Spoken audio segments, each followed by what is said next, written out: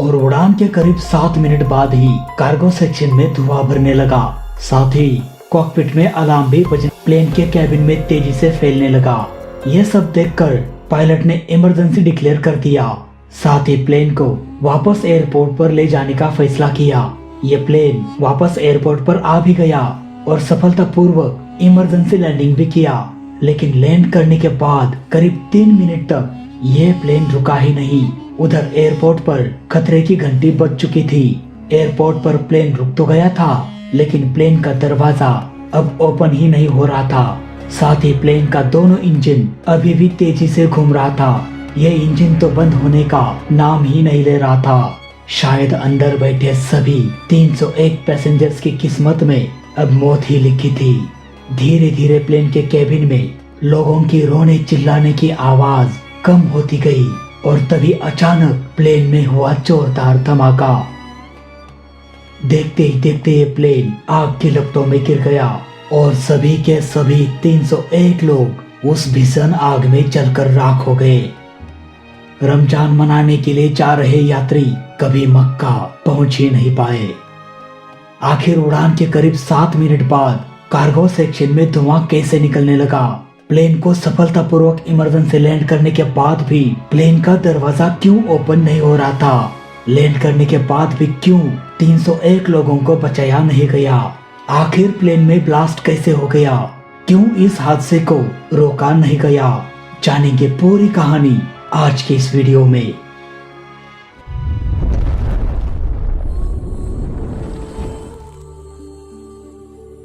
मंगलवार 19 अगस्त 1980 सऊदी अरब airline flight 163 इस plane को पाकिस्तान के कराची में कायदे आजम इंटरनेशनल एयरपोर्ट से उड़ान भरते हुए सऊदी अरब के रियाद इंटरनेशनल एयरपोर्ट से होते हुए सऊदी अरब में ही जेद्दा के कंडारा इंटरनेशनल एयरपोर्ट के लिए उड़ान भरना था। इस प्लेन में धीरे धीरे 287 यात्री और 14 क्रू मेंबर्स के साथ सभी 301 लोग दाखिल होने लगे। इस प्लेन को 38 वर्षीय कैप्टन मोहम्मद अली खोवाइटर उड़ाने वाले थे। इनके पास लगभग 7,674 फ्लाइट आवर्स का एक्सपीरियंस था। कैप्टन खोवाइटर ने 1965 में सऊदी एयरलाइन को ज्वाइन किया था। उन्हें Douglas DC-3, DC-4, McDonnell Douglas DC-9, Boeing 707, Boeing 737 जैसे प्लेन्स उड़ाने का एक्सपीरियंस था। वही 26 वर्षीय फर्स्ट ऑफिसर सामी अब्दुल्ला यम हसनैन भी इस प्लेन में मौजूद थे। इनके पास लगभग 1,615 फ्लाइट आवर्स का एक्सपीरियंस था। हालांकि ट्रेनिंग के दौरान खराब प्रदर्शन के कारण हसनैन को फ्लाइंग स्कूल से निकाला गया था। इसके अलावा 42 वर्षीय फ्लाइट इंजीनियर ब्रेडली कर्टिस भी इस प्लेन में मौजूद थे।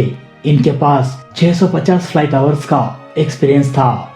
अब सऊदीया फ्लाइट 163 पाकिस्तान के कराची कायदे आजम इंटरनेशनल एयरपोर्ट से शाम के 6:32 पर उड़ान भरा। उस दिन मौसम बिल्कुल साफ था। रात के अंधेरे में भी पायलट रनवे को साफ साफ देख सकता था। उड़ान के करीब 30 मिनट बाद शाम के 7:06 पर सऊदीया फ्लाइट 163 अपने पहले डेस्टिनेशन पर सऊदी में रियाद इंटरनेशनल एयरपोर्ट पर पहुंच गया। अब यहाँ पर इस प्लेन को फ्यूल भरने के लिए लगभग 2 घंटे रुकना था। इस बीच कई पैसेंजर्स प्लेन से उतर गए और फाइनली 2 घंटे बाद प्लेन को रिफ्यूलिंग करके ये प्लेन 9:08 पर जेद्दा इंटरनेशनल एयरपोर्ट के लिए उड़ान भरा। पर उड़ान के 7 मिनट बाद केबिन क्रू को कार्गो सेक्शन से धुआं निकलते हुए दिखाई दिया।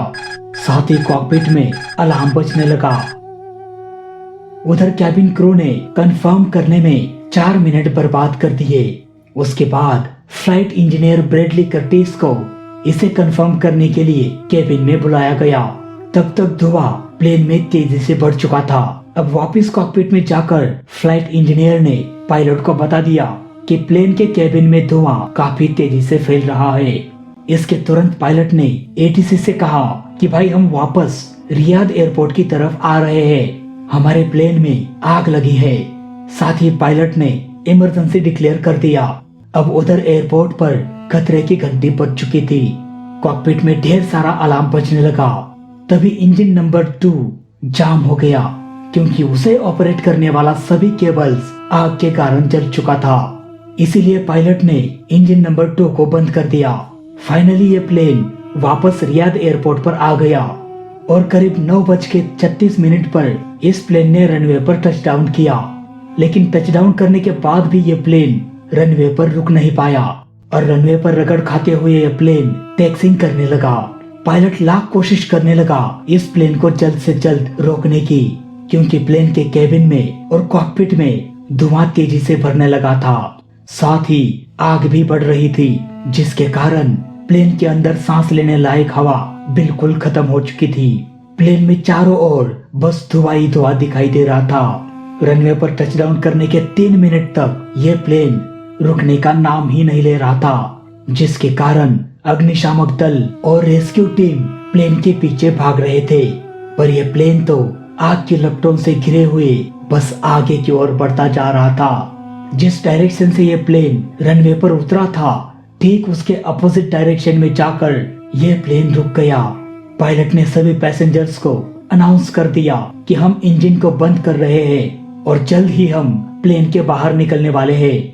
लेकिन तभी और एक समस्या खड़ी हो गई। विंग पर लगे दोनों इंजन अभी भी तेजी से घूम रहे थे, जिसके कारण बाहर से रेस्क्यू टीम को प्लेन का दरवाजा खोलने में काफी दिक्कत हो रही थी। और अंदर से दरवाजा खोलने के लिए शायद अब कोई इंसान जिंदा ही नहीं था। सभी के सभी 301 पैसेंजर्स हमेशा हमेशा के लिए खामोश हो गए थे। प्लेन के अंदर से रोने चिल्लाने वाला, मदद की पुकार करने वाला अब प्लेन में कोई भी नहीं था। प्लेन लैंड करने के करीब आधे घंटे बाद प्लेन के लेफ्ट साइड का दरवाजा खोला गया, पर अगले 3 मिनट में ही प्लेन के अंदर एक जोरदार धमाका हो गया। पूरा का पूरा प्लेन आग की लपटों में गिर गया और आंखों के सामने 301 लोगों सहित ये प्लेन आग में भस्म हो गया। आखिर कैसे इतना बड़ा हादसा हो गया, जबकि प्लेन रनवे पर लैंड भी किया था। फिर भी क्यों पायलट लोगों को बचाने में सफल नहीं हुआ? क्यों प्लेन के दरवाजे को खोला नहीं जा सका? आखिर कैसे प्लेन में आग लग गई? अब इसका पता लगाने के लिए इन्वेस्टिगेशन की टीम काम में लग गई।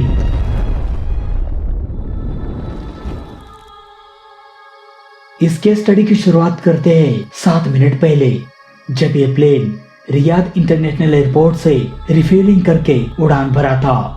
इन्वेस्टिगेशन की टीम ने देखा कि आग की शुरुआत कार्गो सेक्शन के पिछले हिस्से से हुई थी। साथ ही इन्वेस्टिगेशन की टीम को प्लेन में 2 ब्यूटेन स्टोव मिले। उनमें से एक के पास आग बुझाने का छोटा सा फायर एक्सटिंग्विशर भी मिला।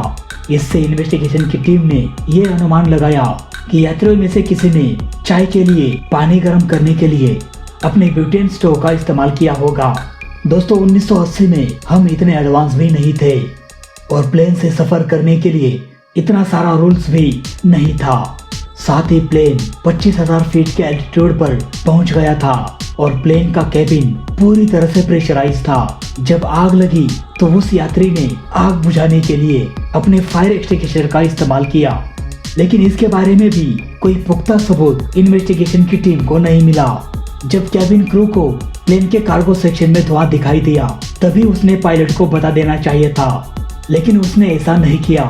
उसने पहले खुद चेक करने में ही 4 मिनट वेस्ट कर दिए। इसके बाद जब फ्लाइट इंजीनियर ने इसे कंफर्म किया था, उसके बाद भी पायलट ने प्लेन को वापस ले जाने का डिसीजन नहीं लिया। ऐसी स्थिति में भी पायलट रूल्स को फॉलो करने की कोशिश कर रहा था, जबकि इमरजेंसी कंडीशन में रूल्स गए तेल लेने पहले पैसेंजर्स की सेफ्टी को देखना चाहिए था। साथ ही पायलट ने और एक बड़ी गलती कर दिया था। उसने कह तो दिया था कि हम इंजन को बंद कर रहे हैं, लेकिन फिर भी प्लेन के विंग्स में लगे दोनों इंजन ऑन ही था, जिसके कारण रेस्क्यू टीम प्लेन का दरवाजा खोल नहीं पाई। जब ये प्लेन रनवे पर टचडाउन किया था, तभी प्लेन के अंदर की प्रेशराइज एयर को डिकम्प्रेस करना चाहिए था, जबकि ऐसा नहीं किया गया, जिसके कारण प्लेन का दरवाजा अंदर से खुल नहीं रहा था। केबिन क्रू ने भी प्लग टाइप डोर को खोला नहीं था।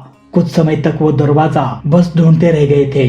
साथ ही ये भी पाया गया कि प्लेन का प्रेशराइजेशन हेज कम्प्लीटली क्लोज था, जबकि उसे प्लेन रन हो गई थी। प्लेन का केबिन पूरी तरह से धुएं से भर गया था और सभी लोग 25,000 फीट के एल्टीट्यूड पर ही एक एक करके बेहोश होने लगे थे।